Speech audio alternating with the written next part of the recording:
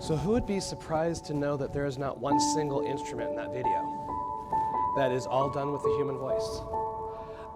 For this particular video, there were over 500 people that participated, whether in the studio with him or via internet. So I really thought that was phenomenal, because when you listen to it, you think you hear instruments, don't you? It's this song is, who's here seen The Greatest Showman? So you recognize that song. When I heard that song, it was probably like the most empowering anthem that I could ever have in my life. And I've spent quite a bit of time listening to hundreds, if not thousands, of different renditions. And this particular one I really liked because it brought in all of the different people and the different voices, and their combined voices sounded like a symphony. And isn't that what we are as a human race? We are a symphony. So on many levels, this song really reached me. So I'm going to ask you to close your eyes for a minute. Okay? And I'd like you to ask yourself the following 3 questions. Are you who you want to be? Are you who you were meant to be? And finally, from whom did you learn who you were meant to be? So finding the answers to those 3 questions, they seem very simple.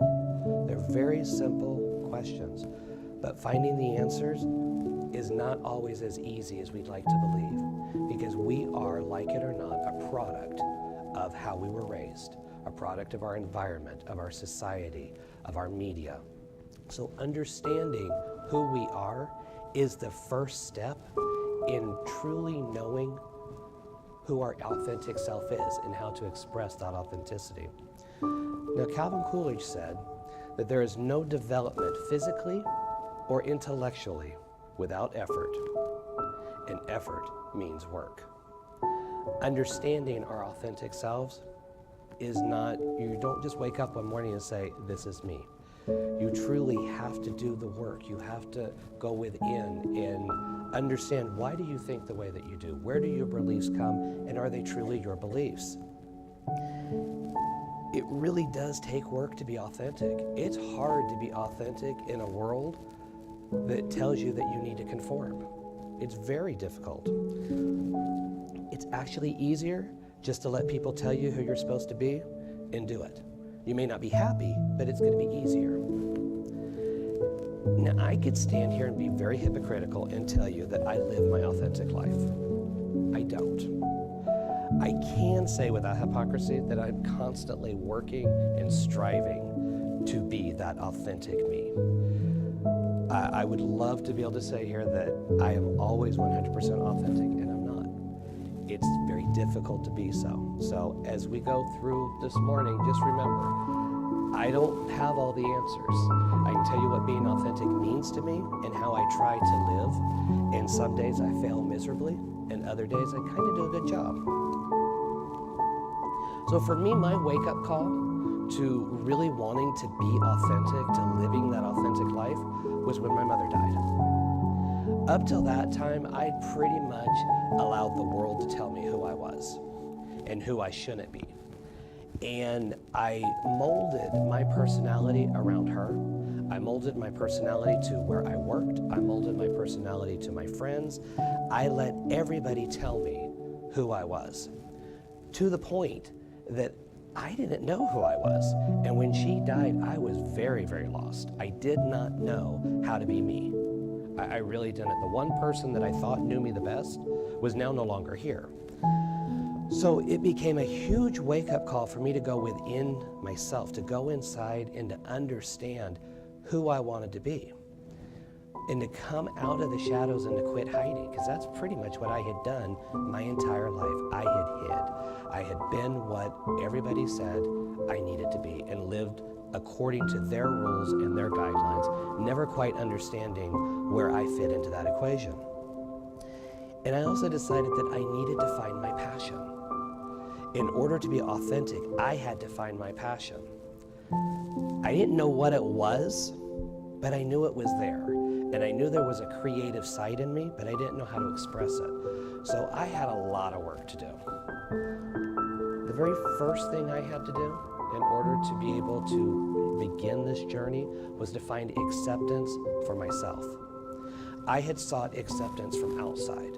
I had sought validation from outside. And what I had to learn to do was find it within myself, to truly accept me for who I was and not expect that everybody else was going to validate me.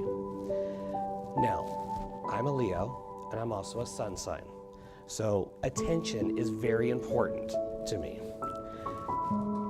To move from a point of not wanting to be validated and also needing that attention is really difficult sometimes, because I'd really love to say, oh, I don't care if you like me or you don't, because the bottom line is I do care. And I tend to think that most people that say, well, I don't care if people don't like me, honestly, my belief is that there's a part of them that does.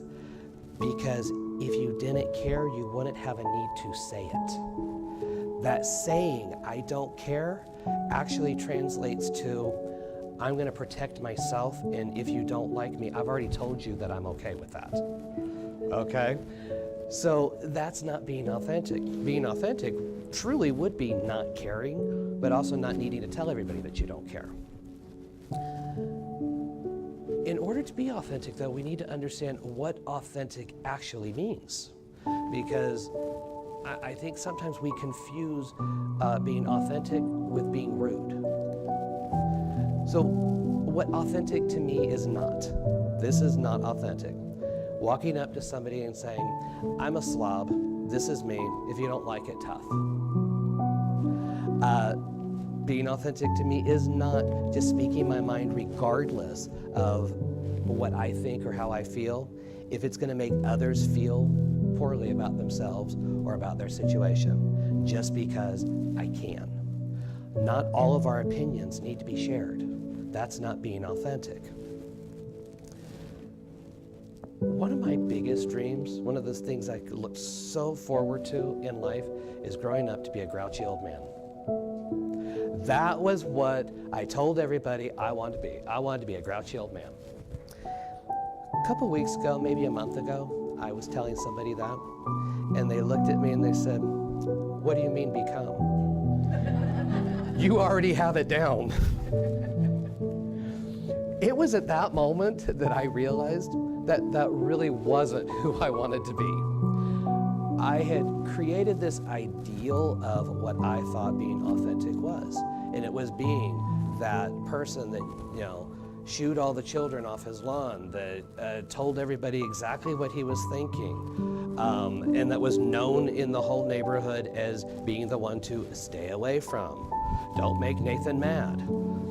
I sort of liked that idea in concept, but when it was thrown back at me and that mirror was held up and they said, but you already have that down, it's like, okay, I haven't reached that age yet where I thought I'd be there. And so I realized that for me wasn't authentic, and that's not who I want to be. Brian McGill says, people spend their lives trying to learn everything that exists beyond them in the hope of finding the truth that already lies within. This struck me as being really profoundly powerful in realizing that to be authentic is to know yourself. It is to go within and to be your own counsel, to understand why I believe what I believe. For so many years, I lived being someone that I wasn't, to such a point that it has taken me even more years to sift through all of those elements to, I'm going to say, remember who I was meant to be.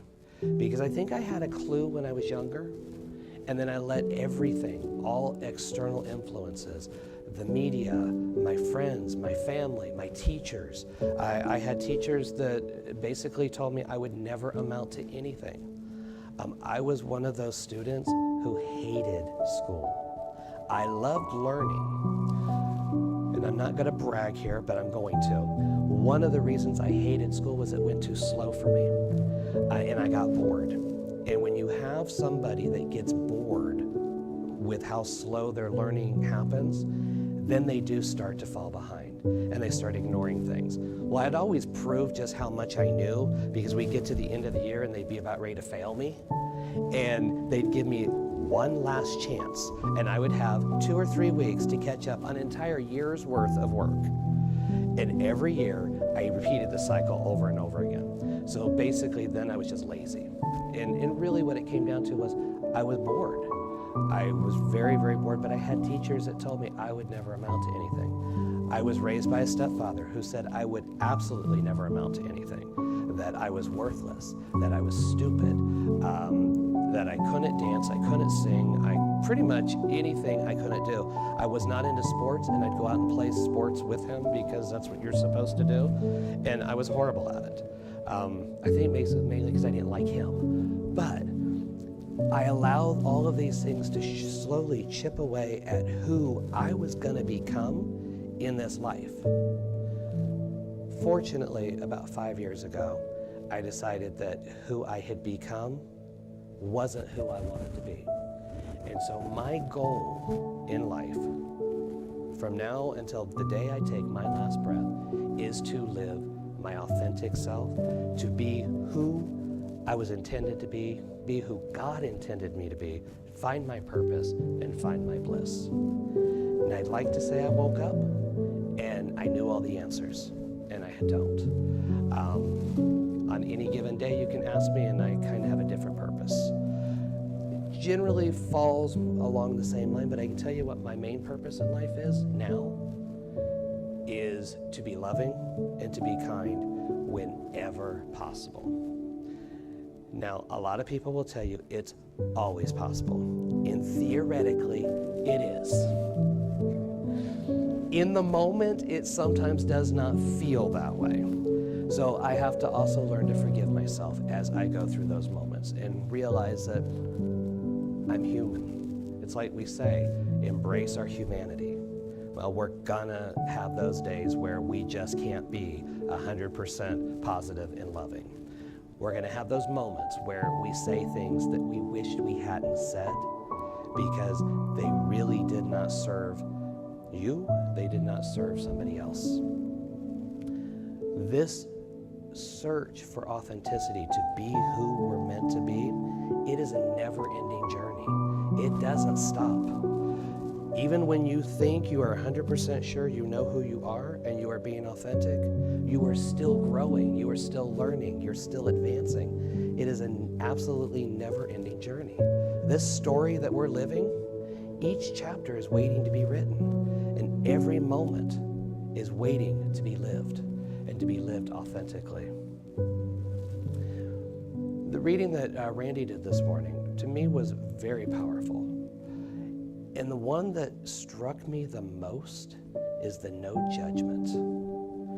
And I think of all those 5, the no judgment has probably got to be the hardest not to do.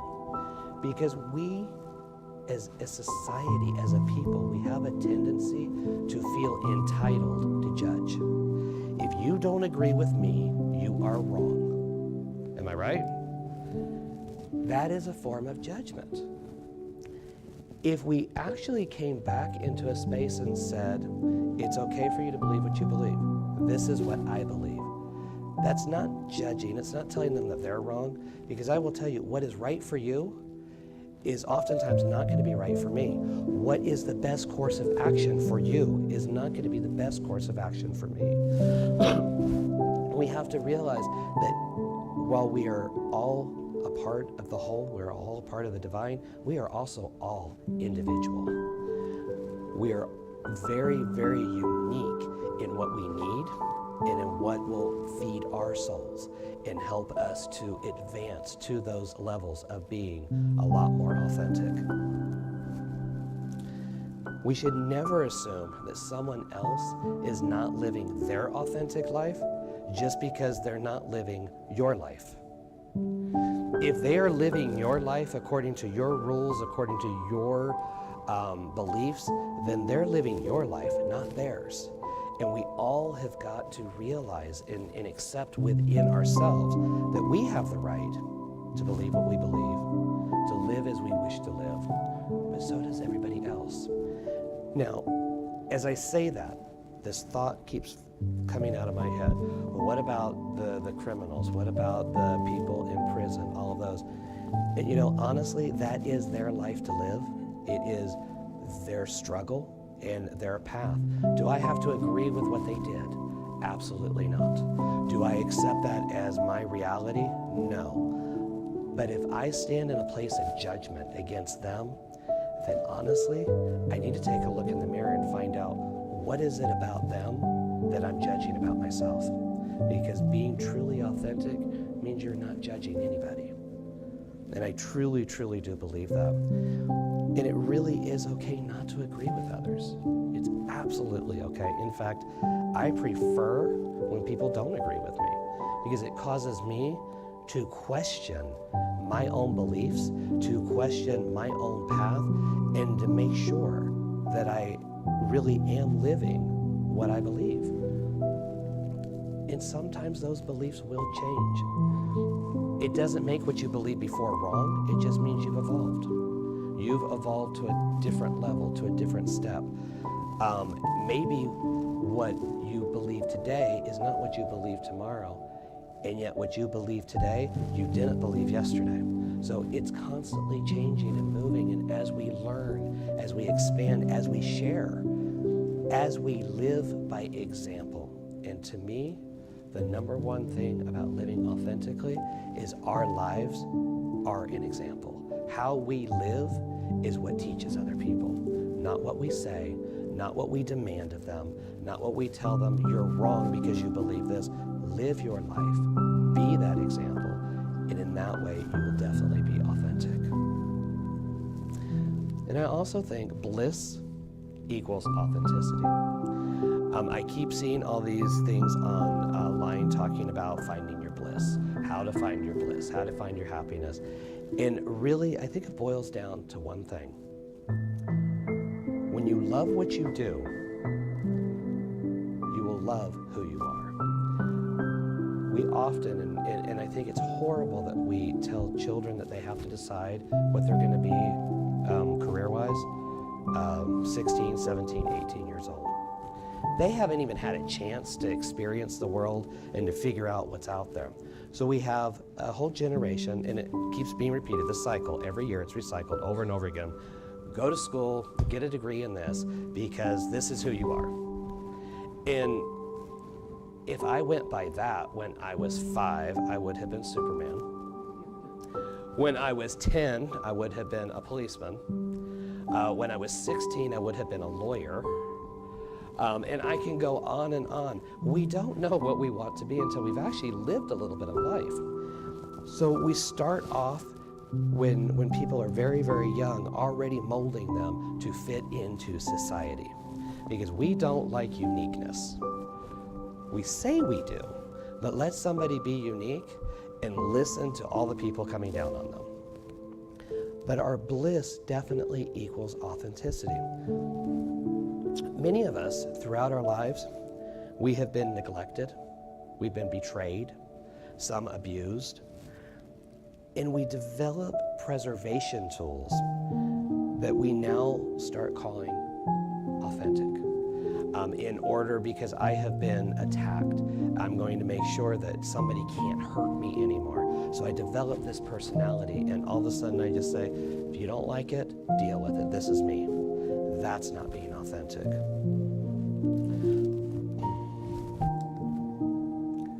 Being authentic means always being true to your beliefs and your feelings, as well as allowing others to be who they are. To be authentic will never mean being cruel or thoughtless. And this is where I see the majority of people, when they are living their authentic life, they just say whatever comes to mind. And it doesn't matter who it hurts. It doesn't matter how well it is or is not received. This is who they are, and if you don't like it, deal with it. If you have to stop for a moment and wish you hadn't said something, or you feel guilty for doing or saying something, then chances are you weren't being authentic. You were practicing that self-preservation. Well, that is a really good test. If you want to know if you're living an authentic life, how do you feel about it? Did you feel guilty for doing or not doing something? Did you feel guilty for saying or not saying something? Did you wish you had not said it? Because if you wish you had not said it, then it doesn't fit who you are and what your beliefs are. Thus, you're not being authentic.